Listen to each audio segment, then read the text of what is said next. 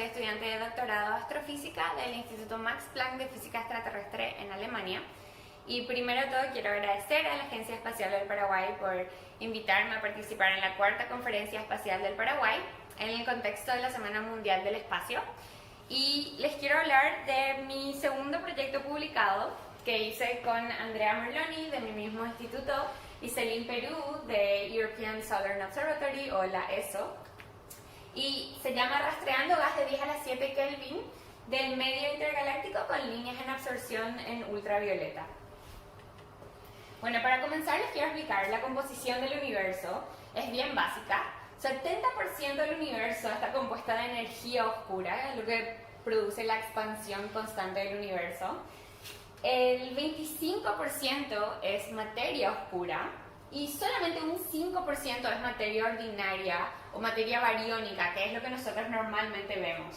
Esta materia bariónica está compuesta en un 7% de las estrellas dentro de las galaxias, en un 1.8% del gas frío en las galaxias, en un 5% del gas caliente en las galaxias y en un 4% el gas caliente en los conjuntos de galaxias. Luego se encuentra el gas intergaláctico, que como pueden ver ocupa casi 3/4, más de 3/4 de esta imagen. El 28% es el gas frío intergaláctico y dentro del gas caliente intergaláctico y el gas medianamente caliente hay un 35% que nosotros no podemos ver o no podemos detectar todavía. Entonces les quiero mostrar, estas son las simulaciones Millennium. Salieron en el 2001, hizo Forkel Springel en el Instituto Max Planck de Astrofísica, donde muestra el universo a gran escala y su estructura. Y estos puntos brillantes, cada punto brillante que ustedes ven ahí son galaxias. Y los conjuntos de galaxias o los cúpulos más grandes de galaxias representan estas zonas más brillantes de la estructura a gran escala.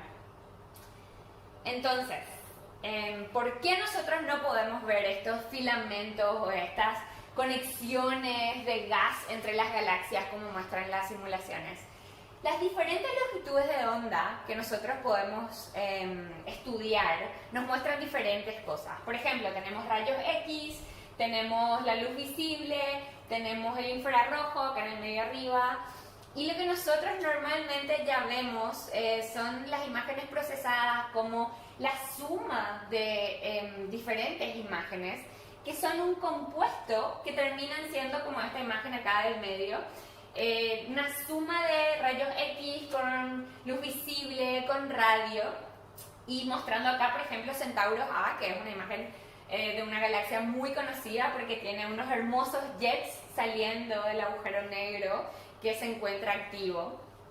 Y volviendo entonces a la estructura a gran escala, ¿cuáles son las características de estos filamentos o de estas conexiones que parecen conexiones neuronales?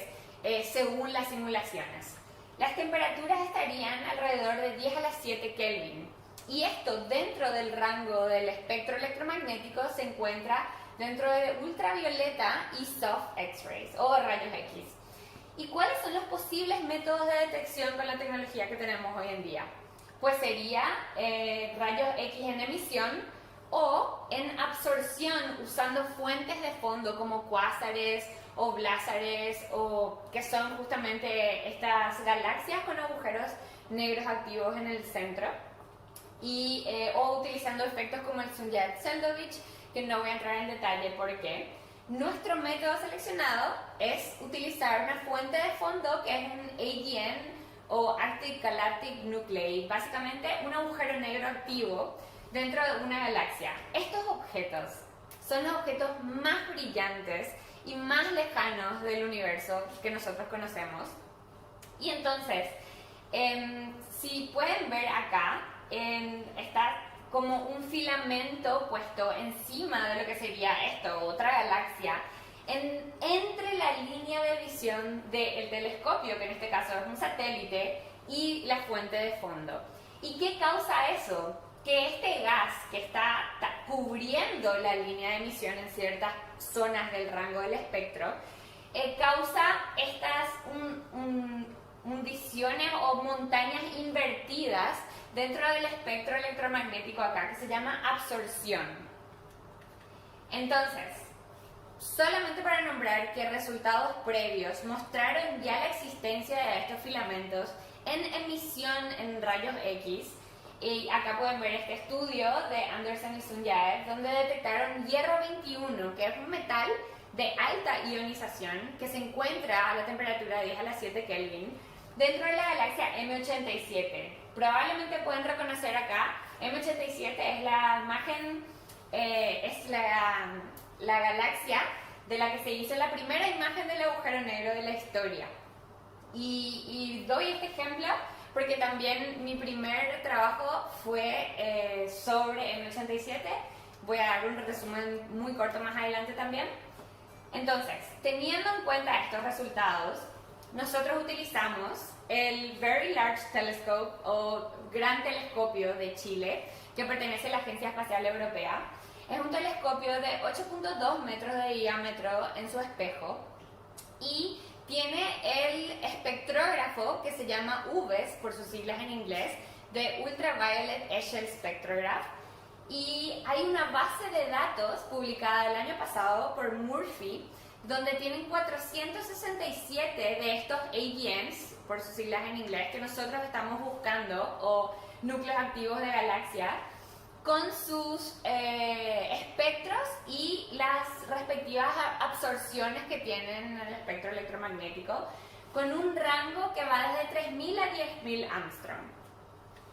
Entonces, ¿a dónde nosotros vamos a apuntar cuando vemos a lo largo de la línea de visión entre la fuente de fondo y el telescopio? Porque están muy lejos. Entonces, nosotros elegimos apuntar a lo que se llama DLAs, por sus siglas en inglés, Damn Lyman Alpha Absorbers, que son básicamente nubes de hidrógeno neutral de muy alta densidad columnar. Entonces, estas nubes de hidrógeno normalmente están asociadas a galaxias, lo cual crea un sesgo, porque nosotros estamos buscando al medio que está entre las galaxias. Y hay que admitir que, bueno, existen estudios que también mostraron que hay nubes de hidrógeno que no están asociadas directamente a alguna galaxia, pero en su mayoría están, entonces admitimos que es un bias. Y estas nubes también contienen una gran variedad de metales en diferentes niveles de ionización, pero sus temperaturas generalmente están entre 10 a la 4 Kelvin. Y solamente para mostrar acá un ejemplo de la alta resolución que tiene este telescopio con este espectrógrafo, y acá este recuadro hacemos un zoom en la parte de una emisión de estas nubes de hidrógeno, pero en realidad estas líneas de emisión que ven ustedes hacia arriba están removidas ya de esa base de datos, que es solamente una base de datos de absorciones de los espectros de los núcleos activos de galaxias. Bueno, y en estos dos histogramas yo muestro, en el de la derecha, en el de la izquierda, cuál es la distancia de la mayoría de los núcleos activos de galaxias en redshift, que la mayoría se encuentran entre 2 y 3. Y luego el segundo histograma muestra que 155 de estas nubes de hidrógeno ya fueron detectadas en la misma base de datos. Y pueden ver acá que hasta 4 nubes de hidrógeno pueden encontrarse en la misma línea de emisión de un núcleo activo. Entonces, lo que hicimos fue, de nuevo, seleccionar de estos 467 espectros solamente esos 155 que tienen las nubes de hidrógeno detectadas, y con una inspección visual pudimos ver, por ejemplo, que existen vacíos dentro de los datos, como pueden ver ahí para hierro de ionización 2, que es normal dentro de este instrumento, pero lastimosamente esos datos no pudimos incluir en nuestro análisis, entonces tuvimos que remover. También existen zonas donde no había ninguna emisión y entonces aparece una línea recta que tampoco nos sirve a nosotros para el análisis de datos, lastimosamente. Entonces, fuimos reduciendo el número de los espectros que al final pudimos utilizar. Entonces, luego cambiamos la ubicación de las líneas para que el cero para nosotros esté donde están estas nubes de hidrógeno utilizadas. Entonces cambiamos a velocidad espacial. La velocidad cero va a ser la ubicación de las nubes de hidrógeno para estos metales, para estos diferentes metales. Y esto no fue posible tampoco para todas las líneas. Y no necesitamos hacer rebinning porque la distancia entre un píxel y otro para la mayoría de la base de los datos eran iguales. Y luego hicimos un stack de los espectros. Eso significa que se encimaron los espectros unos encima de otros y se hizo una suma, que ahora les voy a mostrar. Se hicieron 3 diferentes métodos. Uno con la media, luego una media con peso, que está asociado a la señal a ruido de cada espectro, y luego la mediana. Y acá pueden ver un ejemplo de una línea de absorción de oxígeno 1, donde claramente pueden ver una gran montaña invertida en el cero, que era donde estaba ubicada la nube de hidrógeno. Con 107, ahí pueden ver el número de espectros que se sumaron, que cumplían con todas las condiciones que mencioné anteriormente. Y lo que sacamos de esto es que la línea verde, que corresponde a la mediana, es la que mejor recupera la normalización del espectro, que normalmente debería estar cerca de 1 en la escala acá que pueden ver del 0 al 0.8. Entonces, los primeros resultados fueron detecciones de diferentes metales, como silicona en ionización 2, sulfuro, níquel, silicona en ionización 4, oxígeno 1, hierro 2, luego aluminio, también encontramos cromio, carbono y manganesio y magnesio. Pero dentro de nuestras no detecciones se encuentra el hierro 21 y era uno de los metales a los que nosotros apuntábamos a encontrar porque se encontraba o se debería encontrar a las temperaturas de 10 a las 7 Kelvin.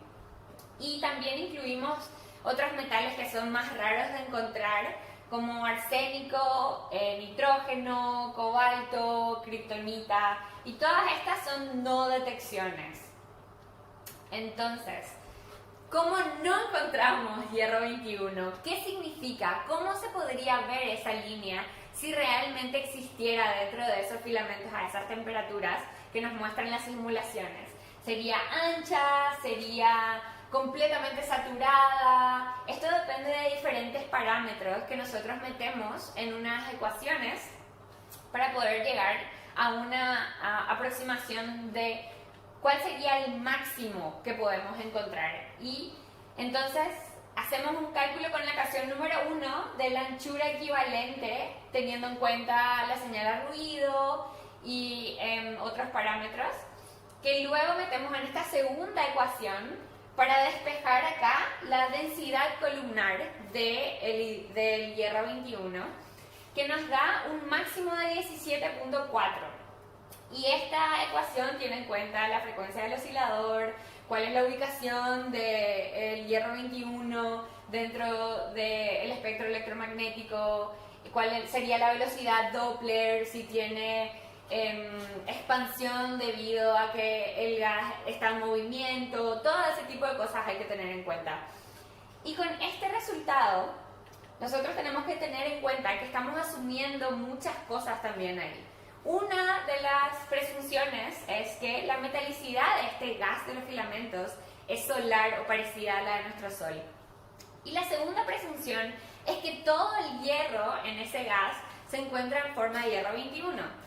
Lo cual podemos ver que no es así en una comparación de diferentes estados de abundancia de ionización de la base de datos de Chianti para el hierro.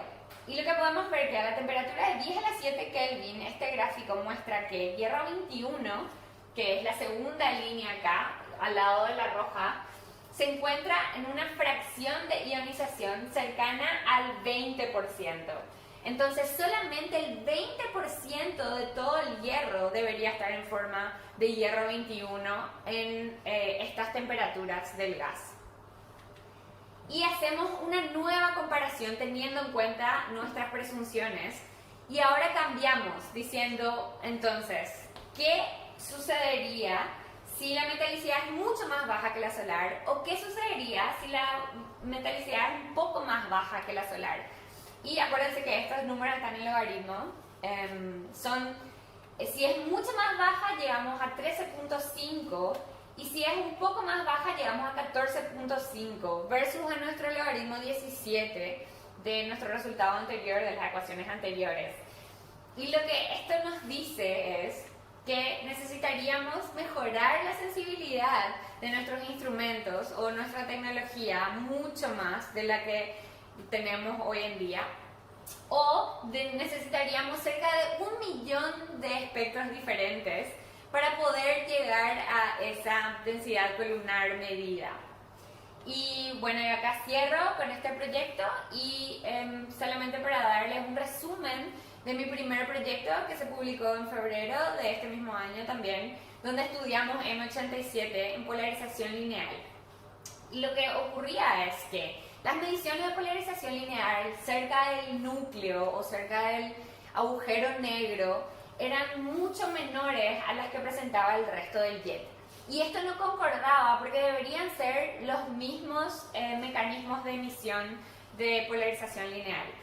Entonces nosotros hicimos un estudio con el telescopio nórdico óptico que se encuentra en La Palma, en Islas Canarias, y lo que hicimos fue medir polarización lineal asumiendo que se podía haber convertido en polarización circular por rotación de Faraday. Entonces también medimos polarización circular y nuestros resultados demostraron que no se está convirtiendo la polarización lineal en circular en la zona del núcleo. Lo que podría estar ocurriendo en todo caso es que como el campo magnético es tan desordenado en la zona cercana al núcleo, entonces las señales se están cancelando las unas a las otras y por eso disminuye la polarización lineal total alrededor del núcleo.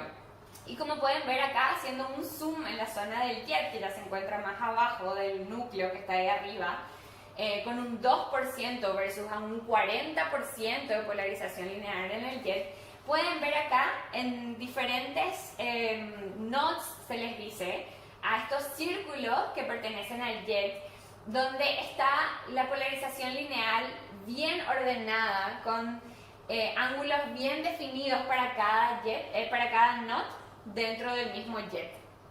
Y solamente para terminar, les quiero dejar acá el código QR si quieren acceder a mi trabajo, la página web que se encuentra abajo de ambos papers. Y como esto es una presentación virtual, entonces no pueden haber preguntas directas, les dejo acá mis 2 correos electrónicos y si quieren ponerse en contacto conmigo, voy a responder cualquier pregunta que tengan. Muchas gracias.